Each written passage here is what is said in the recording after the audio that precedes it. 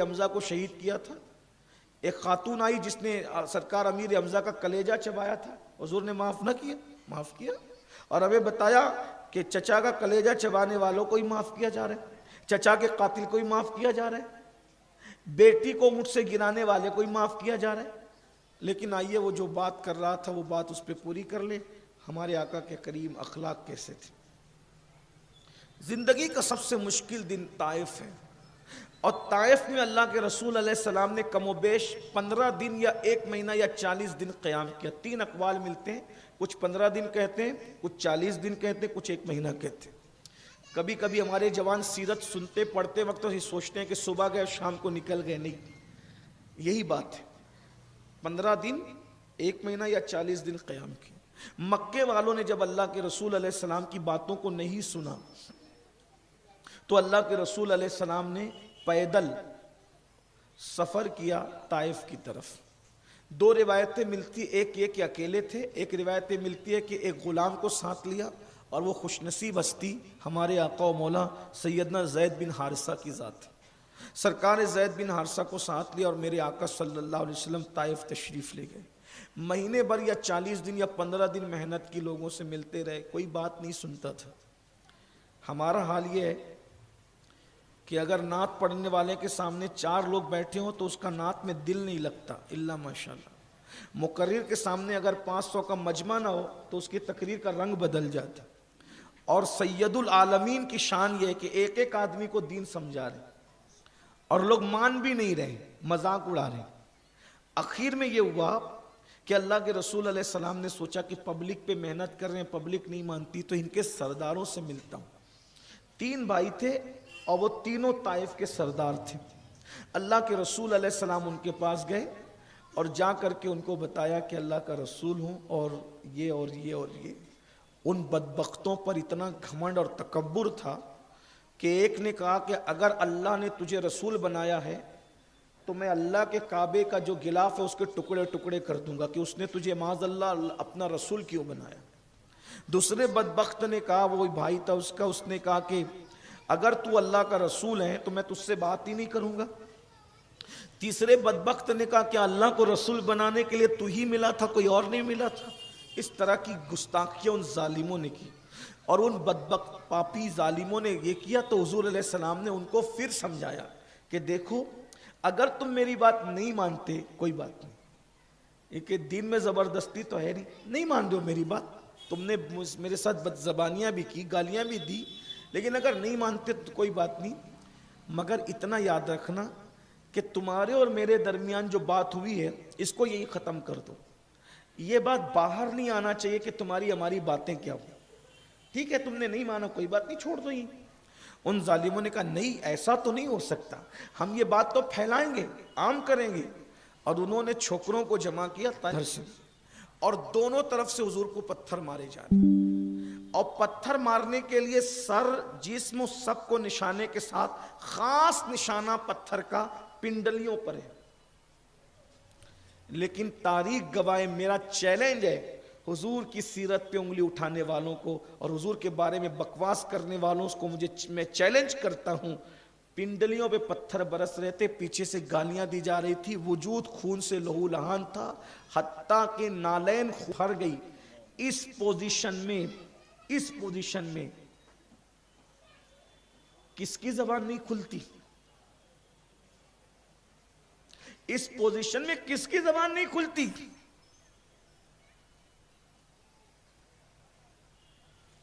لیکن تاریخ گواہ ہے اس وقت بھی حضور علیہ الصلوۃ والتسلیم اللہ کا ذکر کر رہے تھے، کچھ نہیں کہہ رہے تھے کسی کو، اور ایک جملہ کہتے تھے، اللہ تو نے مجھے کس کے حوالے کر دیا، کہیں تم مجھ سے ناراض تو نہیں؟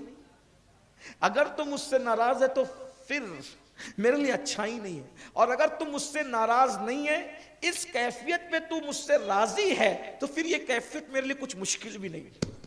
اگر یار اسی میں راضی ہے کہ مجھ پہ پتھر برسے تو پھر میں اس میں خوش ہوں۔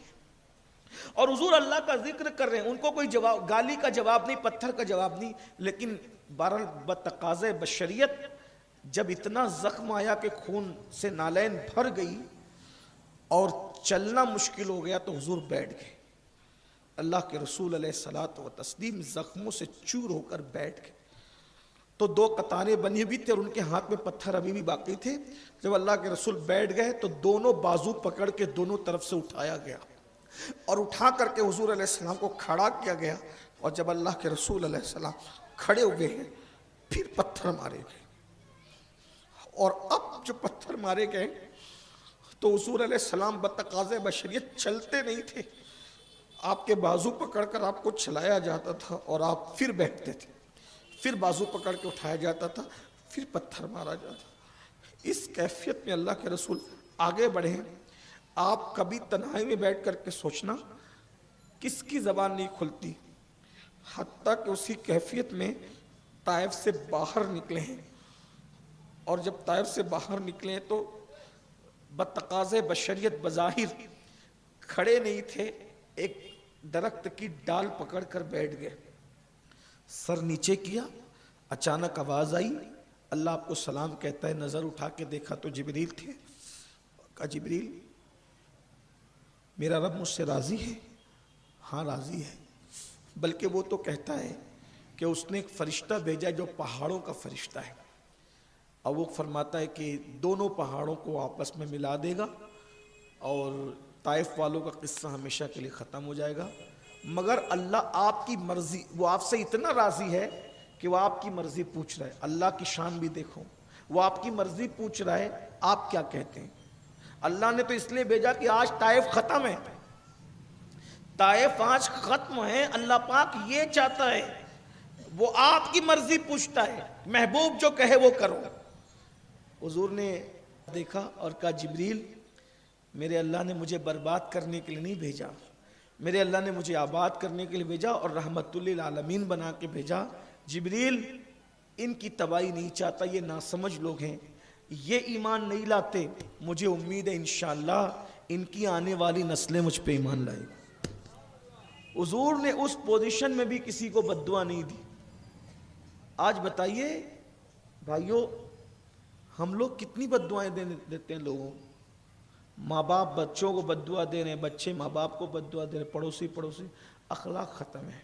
मैं आपसे ये गुजारिश करना चाहता हूँ कि जिस नबी का हमने कलमा पढ़ा है उनकी सीरत पढ़िए, उनकी ज़िंदगी पढ़िए और बाअखलाक बनिए। बस हमें देख कर लोग ये कहें कि यार ये बंदा बदला लेने वाला नहीं। बदला एक मर्तबा ऐसा ही हुआ कि एक गले पर ऐसे निशान पड़ गए, जो गले में चादर थी निशान पड़ गया और मैं कि सबको देते मुझे नहीं देते, मुझे भी दो और 2 ऊँट दो और उसके ऊपर सामान लदा करके दो। सरकार ने मैं तू ये सब इतनी बदतमीजियां कर रहा है और तुझे पता नहीं है मैं तेरे साथ क्या करूंगा। उस देहाती से हुजूर फरमाते हैं तूने चादर खींच ली, इस तरह तू जो बातें कर रहा है और कि मुझे दीजिए और ये कीजिए और सबको देते मुझे, तो ये जो सब तू जो कर रहा है ऐसी हरकतें, और तुझे नहीं पता कि मैं तेरे साथ क्या करूंगा। उसने क्या कहा होता है, हाँ मुझे पता है आप मेरे साथ कुछ नहीं करेंगे। आप गौर फरमाएं, यानी हुजूर पर कितना यकीन है देहातियों को भी कि मैं जो कुछ कर लूं आपके साथ आप कुछ नहीं करेंगे। हुजूर ने मुस्कुरा दिया और मुस्कुरा के कहा भाई ये जो चाहता है इसको दे दो इसको अता करो दे इसको। अंदाजा फरमाए ये शान अल्लाह के रसूल अलैहि सलाम, यानी कि उम्मती भी हुजूर का इतना बेजरर हो जाए कि सताने वालों को भी यकीन हो यार अपने इसके साथ कुछ भी करेंगे फिर भी ये कुछ नहीं करेगा, क्योंकि ये है उस नबी का उम्मती जिसने गालियां सुनकर दुआएं दी। सलाम उस पर कि जिसने बेकसों की दस्तगीरी की, सलाम उस पर कि जिसने बादशाही में फकीरी की, सलाम उस पर कि टूटा बोरिया जिसका बिछोना था, सलाम उस पर कि जिसके घर में चांदी थी न सोना था, सलाम उस पर कि जिसने जाके दुश्मन को कबाएं दी, सलाम उस पर कि जिसने गालियां सुनकर दुआएं दी। उस रसूल के अखलाक की तरफ आइए, सीखिए, अपने बच्चों को भी अखलाक सिखाइए। लोगों को ज़रर देने वाले, तकलीफ़ देने वाले मत बनिए, लोगों की तकलीफ़ को उठाने वाले बनिए। मिलादुन नबी का महीना है, कल शब मिलाद है और शब मिलाद हज़ारों शबहाए क़द्र से अफजल है। इसलिए कल की रात इबादत कीजिए, जागिए, दुरूद शरीफ का एहतमाम कीजिए। हो सके तो अपने घरों पर झंडे लगाइए। जिस नबी का कलमा पढ़ते हो उस नबी का मिलाद नहीं मनाओगे तो क्या करोगे। अपने घरों पे झंडे लगाइए, गलियों को सजाइए, घरों को सजाइए। लगना चाहिए कि کچھ ہے، جشن کا سما لگنا چاہیے۔ جلوس میں جب شرکت کیجئے تو اتنے مؤدبانہ انداز میں شرکت کیجئے، اتنی سنجیدگی سے، ڈی جے مت بجائیے جلوس میں، ناچیے مت، دل آزار نعرے مت لگائیے، اس لیے کہ ہر دن باتیں کرنے کا ہوتا ہے، لیکن کچھ دن ایسے ہوتے ہیں جس دن صرف پیار کرنے کے لیے، اور میلاد کا دن صرف پیار کا دن ہے، تو ڈی جے مت بجائیے، کیونکہ ہمارا مذہب تو وہ کہتا ہے کہ اگر قرآن کی تلاوت زور سے کرنے سے کسی مریض کو تکلیف پہنچنے کا اندیشہ ہے تو تلاوت زور سے مت کرو، اگر کوئی سو رہا ہے تو اتنی زور سے سلام مت کرو کہ اس کی نیند میں خلل آئے، اندازہ فرمائیں۔ تو یہ جو ڈی جے وغیرہ بجاتے، اسی طرح میں دیکھ رہا ہوں کچھ سالوں سے کہ شب میلاد میں محلے کے چھوکرے لڑکے پورے شہر میں ہمارے یہاں وہ عشاء کے بعد سے یا رات سے ہی جو ہے وہ اتنے زور زور سے جو ہے وہ بجاتے ہیں کہ پورے محلے میں آواز گونجتی ہے۔ دیکھیے حضور کی میلاد پڑھیے، میلاد پڑھائیے، لیکن رات کے 3 بجے آپ اتنی زور سے بجا رہے ہیں، آپ جاگ رہے ہو نا تو پورا محلہ تھوڑی جاگ رہا ہے، کچھ لوگ سو رہے ہوں گے، کچھ مریض بھی ہوں گے جو تڑپ رہے ہوں گے اور وہ سونا چاہتے ہوں گے لیکن اس آواز سے ان کو نیند نہیں آ رہی ہوگی۔ تو آپ میلاد کے نام پہ ایسا کوئی کام مت کیجئے کہ جس سے لوگ اسلام پہ انگلیاں اٹھائے، مسلک پہ انگلیاں اٹھائے، مشرب پہ انگلیاں اٹھائے۔ ایک وقت ہے جب تک لوگ جاگتے ہیں تب تک آپ بلند آواز سے بجائیے، اور اس کے بعد بھی اگر آپ کو جاگنا ہے تو پھر وہ باہر کی آواز بند کر دیجئے، لوگوں کو سونے دیجئے، آرام کرنے دیجئے۔ پھر اس کے بعد صبح بھی آپ 4 بجے سے اتنی زور سے شروع کر دیتے ہیں، ہو سکتا ہے کوئی مریض ہوگا، کچھ جو ہے وہ کوئی بوڑھے ہوں گے جن کو نیند نہیں آتی ہے، ان سب چیزوں کا خیال کیجئے۔ رات کو اتنی وقت تک کہ مائک چلائیے جتنے وقت تک لوگ جاگتے ہیں، پھر اس وقت شروع کیجئے جب لوگ جاگ جاتے ہیں۔